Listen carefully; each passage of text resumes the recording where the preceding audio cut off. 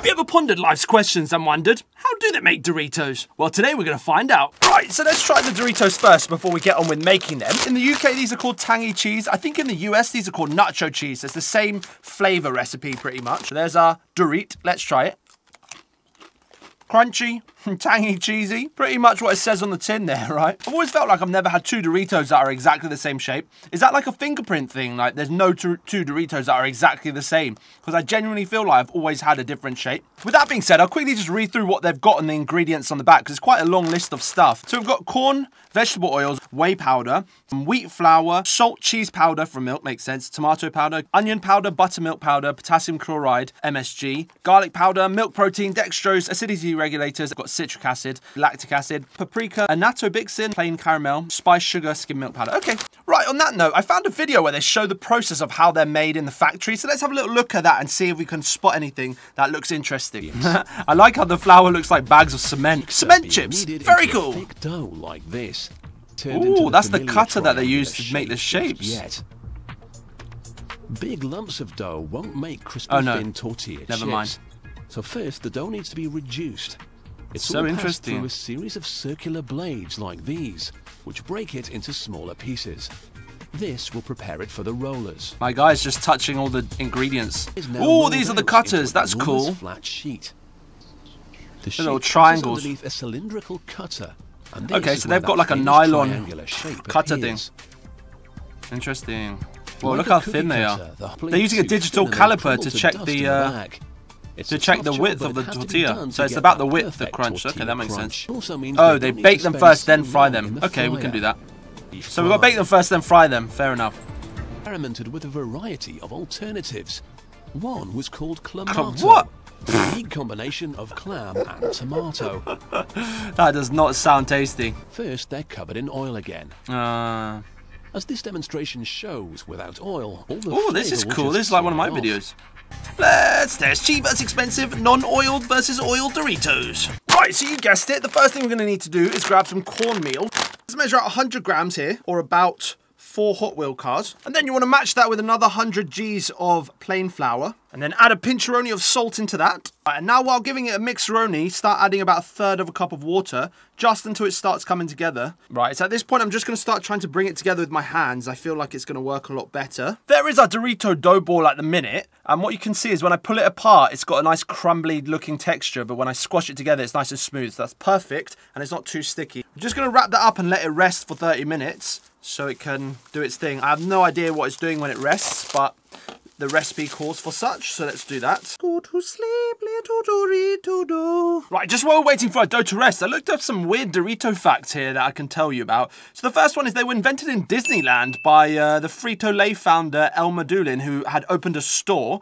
a restaurant in Disneyland, and they, instead of throwing out the stale tortillas, they cut them up and fried them. Specifically, Brand was founded as the chips that they started to sell, but I think tortilla chips have probably been around quite a long time before that. The recipe changed in 1992 to give consumers better breath. Apparently, people didn't like how their breath smelled after they ate Doritos. Well, that sounds terrible. Bring back the bad breath Doritos. That's what I want. I want the full flavor, full effect, bad breath Dorito. I don't care. I'm gonna start flouring the surface here, and we'll start rolling out our Doritos. We need to roll this out quite thin, as we saw in the video before. What we're looking for is when we can start seeing light through our dough. So let's see if that's true now. And you can see our torch there. Okay, good. Right, as far as our stencils go, we're just going to use this Dorito here as a stencil. So we'll try and make up where that corner might be.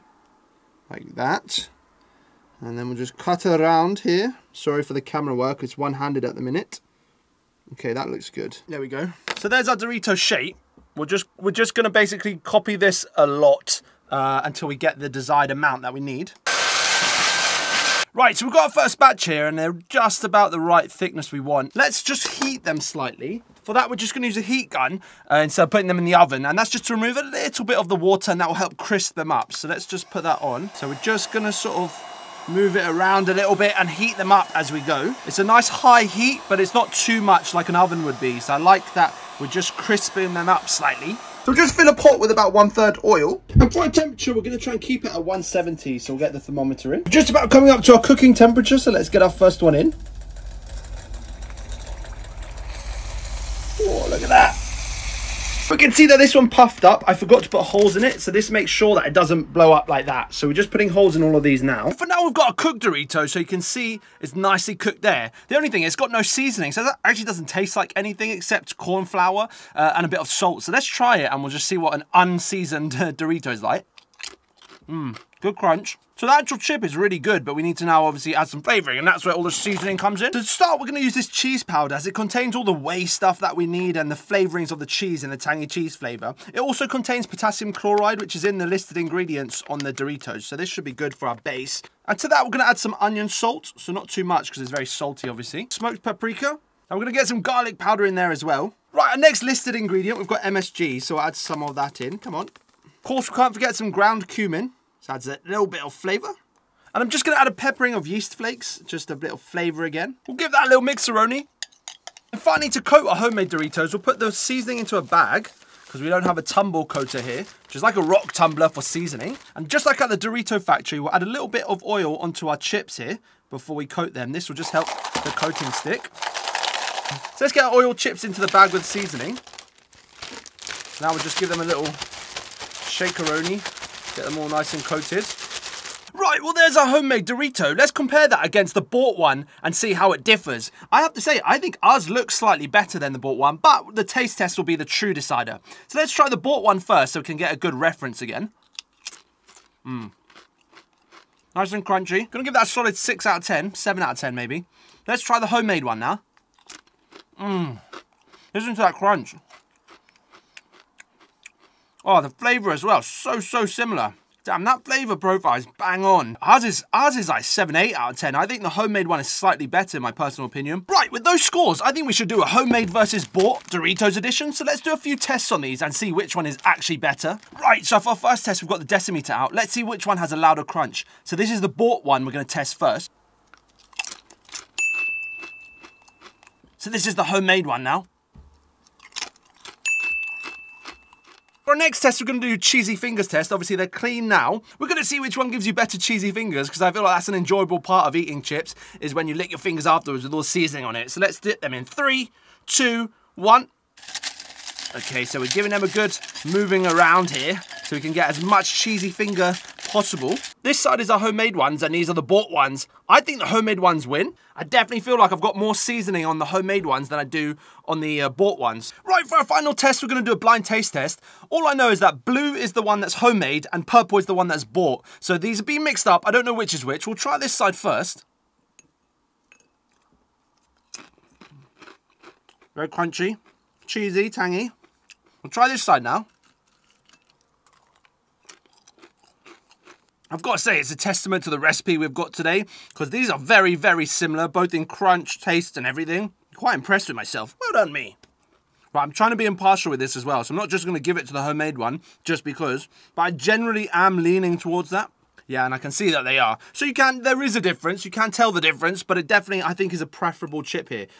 So yeah. Right, that was an epic recipe. I'm genuinely glad we tried that. I think we got a really interesting result there, and definitely because, in my personal opinion, I feel like it's slightly better than the original Dorito. Now, other people may disagree. Obviously, you're going to have to try it yourself to figure out that conclusion. Yeah, and I just think overall it just was a really good flavour, and the flavour was very close. That was an important thing for me. I wanted to match the flavour as close as possible, and I think we're there. Maybe we needed a tiny bit more salt, but otherwise I feel like most of the way, we're like 99% of the way there. As I mentioned before, we've got these longer videos every Monday, Wednesday, Friday, so make sure you check them out and subscribe. Otherwise, you'll miss them, and that'll be terrible. Yeah, make sure you stick around, because we've got some big plans coming. Obviously, we're just sort of grinding through at the minute to get everything going nicely. But once we do, I think we're going to see some exciting stuff. So make sure you check that out. It will be coming to you in the near future, to your internets. So, yeah, very cool. Yum, yum.